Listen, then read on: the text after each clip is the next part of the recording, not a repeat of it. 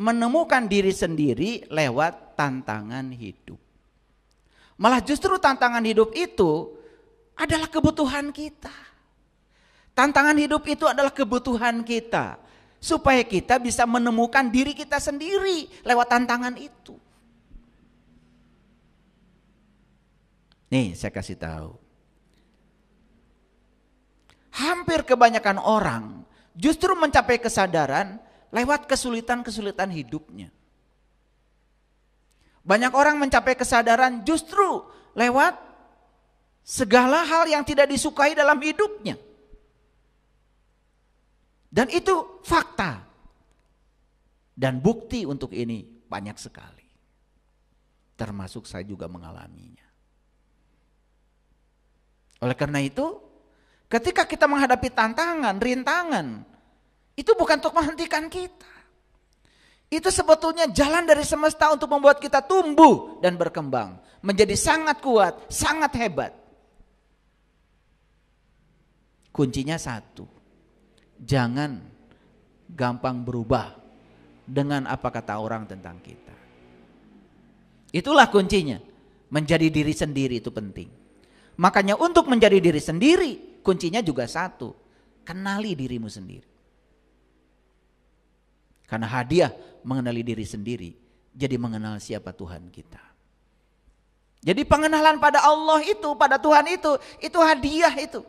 Hadiah gara-gara kita mengenal diri kita sendiri. Mengenal Tuhan itu bukan tujuan. Mengenal Tuhan itu hadiah. Bonus dari semesta ketika kita mampu mengenali siapa diri sejati kita. Jadi betul ya, di Quran surat Al-Baqarah ayat 216 Allah berfirman, diwajibkan kepada kalian semua untuk berperang. Perang apa? Perang yang paling berat itu adalah ketika harus menerima apa yang kita tidak suka. Betul nggak? Ketika kita harus melepaskan apa yang kita suka, itu perang.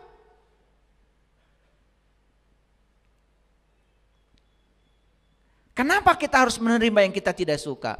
Karena kata Allah, boleh jadi kamu tidak suka sesuatu, tapi itu amat baik bagi kamu. Karena di balik yang kita tidak suka itu ada kebaikan, ada kekuatan, ada kebijaksanaan. Kita menolak untuk bisa menerima yang kita tidak suka, maka kita pun tidak mendapatkan kebaikan. Kalau perang pakai senjata, dua-duanya juga hancur, dua-duanya jadi arang, dua-duanya jadi abu. Tapi kalau perang yang dimaksud adalah seperti yang dimaksud dengan ayat ini, kita mencapai kebaikan. Jujur ya, ketika mendapatkan yang tidak disukai, menerima yang tidak disukai, perlu berperang? Sudah bisa? Pasti jawaban kalian mah on the way. OTW. Oh, tungguan we.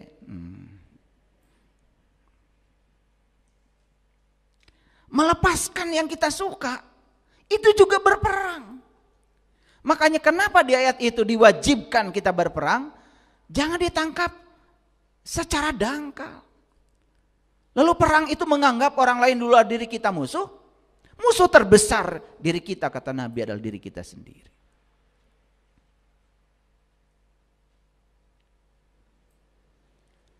Itu kuncinya. Jadi kalau kita membaca ayat Quran itu, coba yang dalam. Keren sekali Allah mengatakan, boleh jadi kamu membenci sesuatu, padahal itu amat baik bagi kamu. Boleh jadi kamu menyukai sesuatu, padahal itu amat buruk bagi kamu. Renungkan ayat itu. Kenapa Allah mengatakan seperti itu? Dan kenapa ayat itu dimulai dengan diwajibkan kepada kamu berperang? Coba tangkap maknanya. Makanya jangan cepat-cepat. Jangan cepat-cepat, jangan buru-buru. Kalau baca sesuatu, ngaji sesuatu itu jangan buru-buru. Ambil pesannya. Namanya juga Quran surat. Berarti ada surat kepada kita, ada pesan di balik surat itu. Sampai sini mengerti? Jadi bisa jadi tantangan hidup kita adalah jalan untuk menemukan diri sejati kita. Oke? Baik. Saya akan ngasih contoh tantangan hidup seperti apa.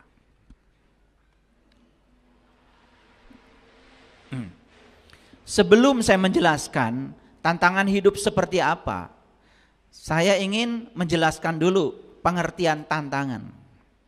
Kalau menurut Kamus Besar Bahasa Indonesia, tantangan itu adalah hal atau objek yang menggugah tekad untuk meningkatkan kemampuan mengatasi masalah. Ulangi ya. Nah ini kan kadang-kadang kita bicara tantangan, tapi ngerti enggak. Makanya saya coba menggunakan terminologi akademik sedikit. Apa itu tantangan? Jadi tantangan itu hal atau objek yang menggugah tekad untuk meningkatkan kemampuan agar kita bisa mengatasi masalah. Ketika seseorang itu terbiasa mengatasi masalah, mengatasi. Kata yang dipakai kan bukan membawahi. Mengatasi masalah. Berarti masalahnya harus di bawah kita. Ini mengatasi masalah tapi masalahnya di atas kita. Tidak teratasi. Mengatasi masalah artinya kita menguasai masalah. Kitanya harus di atas. Bagaimana cara mengatasi masalah? Tingkatkan pengetahuan, tingkatkan kesadaran, tingkatkan kapasitas. Karena semua orang yang bermasalah itu sebetulnya ya, karena dia itu berada di bawah masalah. Masalahnya besar, sementara pengetahuannya sempit, kesadarannya kecil. Mentalnya labil. Jadi dia tidak bisa mengatasi masalah. Paham sampai di sini? Oke, jadi tantangan itu apa? Hal atau objek yang menggugah tekad untuk meningkatkan kemampuan mengatasi masalah. Jadi begitu ada tantangan di hadapan kita, berarti kita ini punya tekad untuk meningkatkan kualitas diri, meningkatkan kemampuan diri, meningkatkan pengetahuan, meningkatkan wawasan, meningkatkan kesadaran, meningkatkan keimanan, meningkatkan ketakwaan dan sebagainya. Nah, saya menggunakan bahasa lain. Jadi dalam Kamus Besar Bahasa Indonesia, ternyata tantangan juga diartikan sebagai rangsangan untuk bekerja lebih giat. Jadi menurut Kamus Besar Bahasa Indonesia, tantangan dan rintangan itu negatif apa positif? Positif. Justru tantangan ini akan meningkatkan ya kemampuan positif kita, sehingga kapasitas kita menjadi meningkat. Clear? Oke, lanjut. Saya baca buku Ketahanan Emosi. Ada pengertian lain dari tantangan. Tantangan adalah suatu keadaan yang dihadapi untuk menggugah kemampuan dalam melaksanakan tugas dan fungsi untuk mencapai tujuan yang ditetapkan. Jadi ini tujuan, ternyata untuk mencapai tujuan ini harus ada tantangan-tantangan, fase-fase yang harus dilewati. Dan fase-fase itu adalah menggugah kemampuan kita agar kita bisa mencapai tujuan yang ingin dicapai. Tapi saya sudah kasih tahu tadi, hidup jangan berfokus pada tujuan, jangan berfokus pada hasil. Nikmati setiap proses untuk mencapai tujuan. Ya, jangan sudah di sini nih otak kita. Berangkat dari rumah, nikmati setiap proses di jalan. Naik sepeda motor, bisa pegang stang sepeda motor itu kemewahan. Bisa nginjak rem itu kemewahan. Bisa mendengarkan suara sepeda motor, telinga kita tuh kemewahan. Bisa merasakan angin yang menerpa tubuh kita, itu kemewahan. Bisa pakai helm, itu kemewahan. Bahkan bisa memasukkan kancing ke lubang kancing, itu juga kemewahan. Cuman sayang, semua kemewahan itu selama ini tidak pernah disadari. Saya pernah melihat ya di tempat rehab, orang yang kena stroke sedang berlatih memasukkan kancing ke lubangnya. 40 hari itu gak selesai-selesai. Kita bisa memasukkan kancing ke lubang, selama ini tidak dianggap kemewahan. Padahal jari-jari kita bisa bergerak seperti ini, itu kemewahan. Suatu saat kita tidak bisa menggerakkan tangan seleluasa sekarang lagi. Oleh karena itu nikmati semua kemewahan itu. Sadari, mewah itu. Oke. Kalau saya bagi, tantangan itu ada masalah ekonomi, masalah kesehatan, masalah hubungan, masalah anak, masalah agama, masalah lingkungan, masalah emosi kita, masalah pikiran, dan banyak lagi. Banyak apa tidak? Tapi sebanyak itu sudah menjadi apa mereka dalam hidup kita? Sudah mengantarkan kemana semua tantangan itu dalam hidup kita? Yuk, tantangan ekonomi. Kita itu senangnya ribut aja. Beras mahal. Tidak ada yang berpikir, gak apa-apa, mahal juga, yang penting berasnya ada enggak? Gitu. Gak apa-apa, mahal juga, duit mah buatan jelema, kalau beras mah buatan Allah. Gak ada jelema bisa bikin beras satu biji pun. Selama Allah masih mengizinkan nanam padi itu tumbuh dan beras ada, jangan khawatir dengan uang. Oh, ternyata kelangkaan itu hanya akibat pikiran kita. Ada orang bijak mengatakan, jika kamu tidak berpikir langka terhadap sesuatu, maka kelangkaan tidak akan pernah menimpa kamu. Ini orang bijak yang berbicara. Jadi kalau kita mengatakan beras itu mahal, beras itu langka, karena kita berpikir mahal dan langka, maka kita pun mengalami kesulitan tentang beras. Tapi kalau kita berpikir, yes, saya bisa beli, berasnya pasti ada. Pokoknya kalau beras selalu datang ke rumah saya. Karena kita yakin seperti itu, tidak berpikir kelangkaan, ada aja. Coba. Wah, kalau begitu masalah yang kita hadapi banyak, tetapi kapasitas kita menghadapi masalah tidak meningkat. Coba. Itu yang menyebabkan kita terus-menerus terkubur di masalah itu. Ini baru satu segi aja. Apalagi kalau saya berbicara lebih jauh lagi. Saya bicara tentang uang misalnya. Kenapa banyak orang yang kesulitan uang? Karena perasaan dia terhadap uang juga tidak pernah positif. Ketika uang datang, bukan berterima kasih pada uang, malah dimarah-marahin uang. Kamu gak cukup ya uang tuh. Kata uang, nyesel datang ke sini kata uang. Perasaan kita terhadap uang aja negatif. Jadi aneh kita ini. Kita pengen uangnya berkelimpahan, pengen uangnya banyak, tapi perasaan kita terhadap uang saja tidak membuat uang rindu menemui kita. Hadirin, uang itu energi. Bukan sekedar materi. Di balik uang 100.000 itu tergantung energinya apa. Di balik uang 100.000 yang kita miliki, kita yang paling tahu energi yang ada di situ apa. Apakah uang kita hasil kerja kita? Apakah uang kita hasil menyakiti orang lain? Apakah uang kita hasil merampok yang bukan hak kita? Energinya tersimpan di situ, sama 100.000-nya. Makanya uang yang ini bisa jadi berkah, uang yang ini jadi musibah. Sama uangnya. Yang ini jadi jus tomat, yang ini jadi narkoba. Kenapa anak saya terlibat narkoba? Kenapa anak saya membelanjakan uang yang diberikan pada dia untuk hal-hal yang buruk, yang mencelakakan dirinya? Tanya diri kita, itu uang dari mana? Jangan salahkan dulu anak. Paham Bapak Ibu? Nah, ini kalau berbicara konsep uang dari sisi energi. Wah, banyak lagi. Udah, ikut pelatihan aja. Ada iklan ya lewat. Tantangan kita yang kedua, kesehatan. Maaf ya Bapak Ibu. Ada orang yang setiap hari bergantung pada obat. Di tasnya itu macam-macam jenis obat. Obat sakit kepala, obat mah, obat gatal, obat rematik, obat ambeien, segala obat. Bapak Ibu ini toko obat atau apa?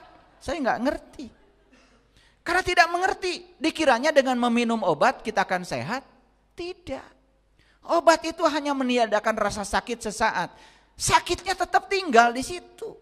Karena akar masalahnya kesehatan tidak diketahui. Akar masalahnya sakit tidak diketahui. Penelitian sudah membuktikan sakit fisik itu 50% dari jiwa yang kotor.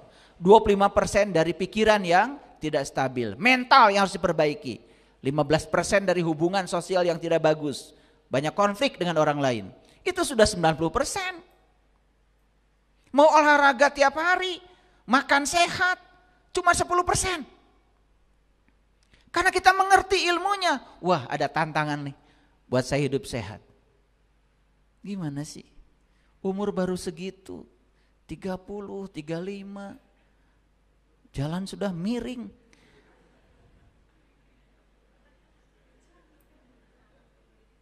Nyeri cangkeng. Ya Allah. Aduh, banyak gak tantangan? Tantangan masalah hubungan. Hubungan dengan pasangan. Gak beres-beres. Karena tidak mau meningkatkan kapasitas. Nih, lihat saya. Kalau kita berantem sekali dengan pasangan itu tantangan. Berarti kita harus meningkatkan kapasitas. Jangan memaksakan orang lain harus seperti kita. Karena kita tidak bisa mengendalikan pasangan kita. Yang bisa kita kendalikan adalah pikiran kita, perasaan kita, dan sikap dan tindakan kita. Oh, jangan-jangan yang salah saya. Gitu, sekali-kali begitu atuh. Tong batur wae anu salah teh.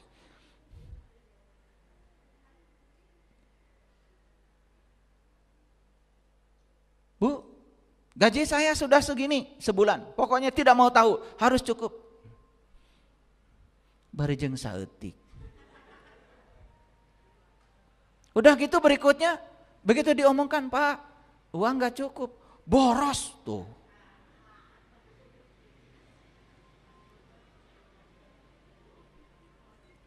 Gak mau introspeksi diri, geus puguh teu cukup. Tapi yang keluar dari kata-kata boros, tambah masalah. Istri kita tersinggung. Tidak mencari solusi. Maaf Bapak Ibu, saya tuh suka tidak mengerti. Kita kerja di situ, gajinya kecil. Hayo we gawe didinya. Bingung saya mah. Udah gitu demo, protes supaya gaji naik. Atau hayang gaji naik mah nyieun usaha we sorangan. Tentukan gajinya mau berapa. Gitu enggak? Jadi PNS terus aja mengkritik pemerintah, gaji nggak naik, gaji nggak naik. Lamun teu cukup jadi PNS, tong jadi PNS. Eureun neangan pagawean nu sejen. Suka bingung saya. Kan sudah tahu kalau gaji PNS itu kecil, tuh make gawe didinya. Betul nggak? Ingin kaya, tetapi kita sendiri salah mencari pekerjaan.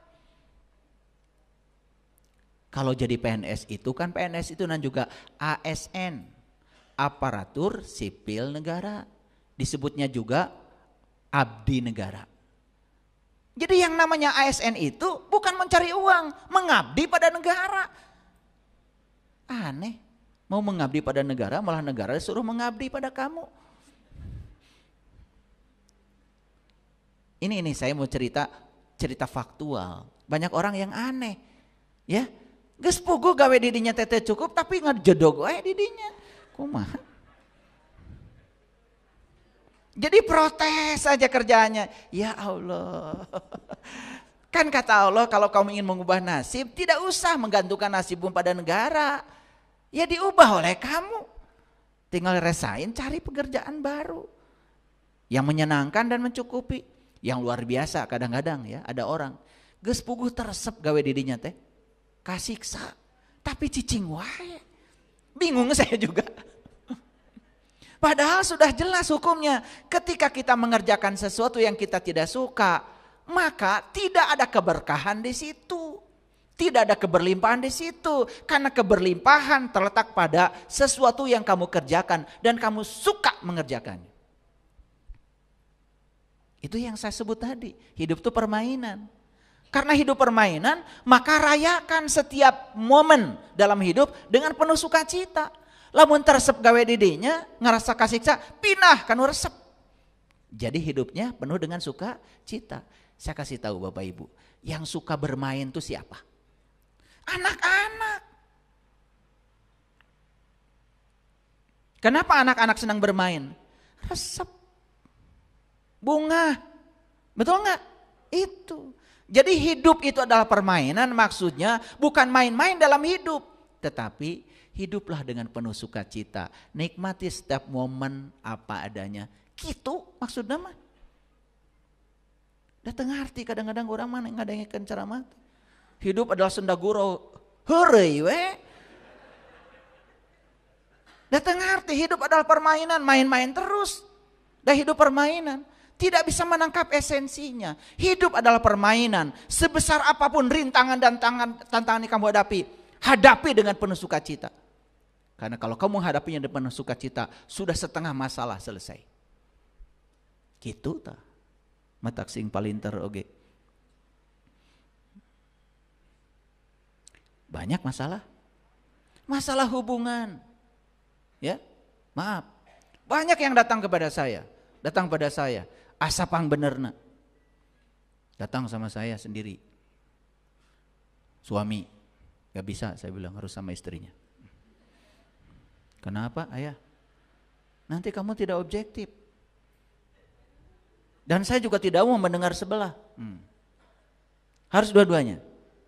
Itu. Kalau mau diperbaiki. Ternyata masalah mereka ini berdua cekcok setiap hari. Cuman tidak tahu tujuan pernikahan. Begitu saya tanya, kalian udah menikah berapa tahun? 30 tahun ayah. Bagus. Apa tujuan nikah? Gak tahu. Setelah saya jelaskan nih, tujuan menikah itu latihan menerima dan menghargai. Kalau kamu dengan pasanganmu tuh berbeda. Golongan darah beda kan? Iya ayah. Dibesarkan di lingkungan keluarga yang berbeda kan? Iya. Sekolah beda kan? Beda. Umur beda? Beda. Jenis kelamin?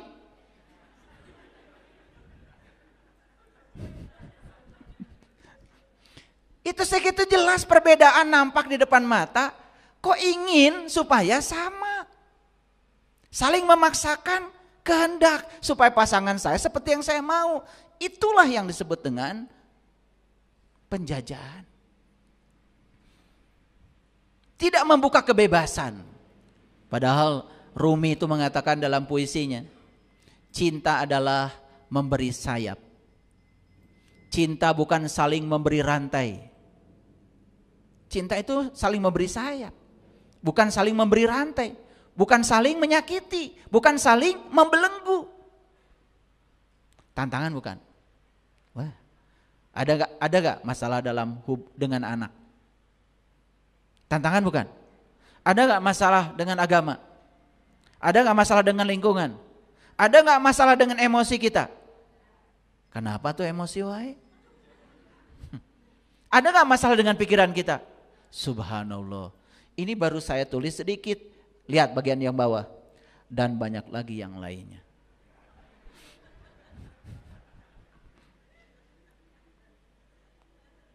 Jadi kompleks. Sementara kita menghadapi tantangan sebanyak ini, tetapi kita tidak mengerti bahwa tantangan ini untuk meningkatkan kapasitas diri. Sementara diri kita kapasitasnya itu wae. Timbul berbagai masalah. Tetapi kita tidak menyadarinya. Berangan-angan ingin bahagia. Tetapi tidak tahu caranya. Oke. Ini baru masalah yang saya uraikan.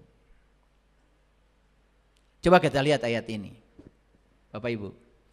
Bapak Ibu melihat ayat ini tantangan bukan? Coba baca pelan-pelan ya.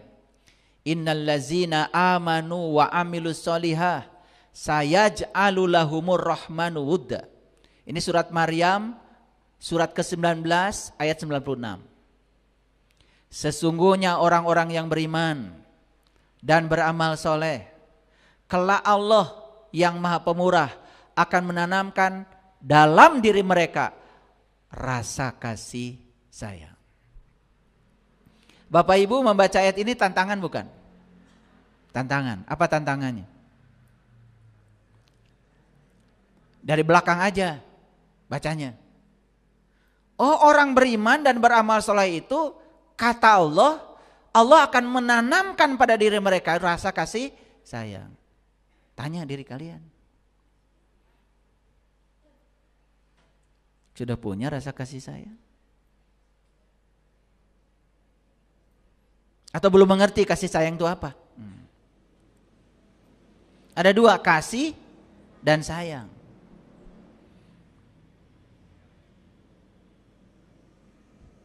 Kalian mah kalau mau ngasih, sayang. Betul nggak? Itu kasih sayangmu, ya? Iya. Iya, kalau mau ngasih kan lebar. Maka kalau di Sunda mah kalau Idul Fitri disebutnya lebaran. Nyariun kue, tapi kalau di keleran teh diasupun kalau mari. Udah lebar. Betul nggak? Itu kasih sayang yang keliru. Jadi Allah yang Maha Pengasih, Allah yang Maha Penyayang. Allah kasihnya nggak pilih kasih, sayangnya tak terbilang. Artinya kasih sayang itu adalah suatu curahan rasa kepada orang lain yang diberikan tanpa syarat. Unconditional love. Jadi yang namanya cinta itu unconditional. Jujur ya, harusnya kan bertanya pada diri kita, saya sudah ngaku orang beriman, rasanya sudah menjalankan amal soleh, tapi kok saya tidak peduli ya kepada sesama? Kok tetangga saja kesusahan saya tidak tahu? Kok saya hanya mementingkan diri saya sendiri ya? Coba tanya pada diri kita. Tantangan bukan itu? Setelah itu kemudian bagaimana caranya ya? Saya supaya oleh Allah ditanami pada diri saya rasa kasih sayang. Karena untuk Allah menanami rasa kasih sayang dalam diri kita itu harus ada tanahnya buat nanamnya. Pertanyaannya, apakah kita menyediakan ruang untuk Allah menanamkan kasih sayang? Jawab atuh, masa saya ngomong terus dari tadi. Apakah diri kita menyediakan ruang untuk Allah menanamkan rasa kasih sayang? Jawab. Betul? Saya tanya sekarang. Kalau ada orang yang membenci Bapak Ibu, diterima enggak? Tuh. Kalau kita tidak menerima orang yang membenci kita, berarti di dalam diri kita tidak ada ruang untuk kehadiran orang yang membenci kita. Rekumaha rasa kasih sayang bisa tumbuh. Dan rasa kasih sayang mah tidak mungkin tumbuh lewat orang-orang yang menyayangi kita. Rasa kasih sayang itu akan tumbuh kalau kita bisa menyayangi orang-orang yang membenci kita. Makanya ajaran leluhur kita di tanah Sunda ini apa? Nyaah kanu ngewa. Tah eta pangluhurna ilmu mah. Nyaah kanu ngewa. Itu paling tingginya ilmu itu. Itu ajaran leluhur kita di Tatar Parahyangan itu. Ajarannya Eyang Prabu Siliwangi. Ajarannya Tanah Pasundan tuh itu. Nyaah kanu ngewa. Yuk sekarang kita tanya. Kenapa ya? Saya sudah ngaku orang beriman dari kecil. Ngaku sudah beramal soleh dari dulu. Tapi kok saya tidak memiliki rasa kasih sayang. Di mana letak saya? Kesalahan saya. Oh ternyata saya selama ini hanya siap menerima orang yang sayang pada saya. Dan saya ternyata tidak siap menerima orang yang tidak menyayangi saya. Saya tidak menyediakan ruang dalam diri saya untuk kehadiran mereka. Pantas kalau Allah tidak menumbuhkan rasa kasih sayang. Karena saya sendiri tidak menyediakan ruang untuk kehadiran mereka. Sok sing rumasa. Rumasa henteu? Tah gitu ngaji mah. Sing karasa ku diri.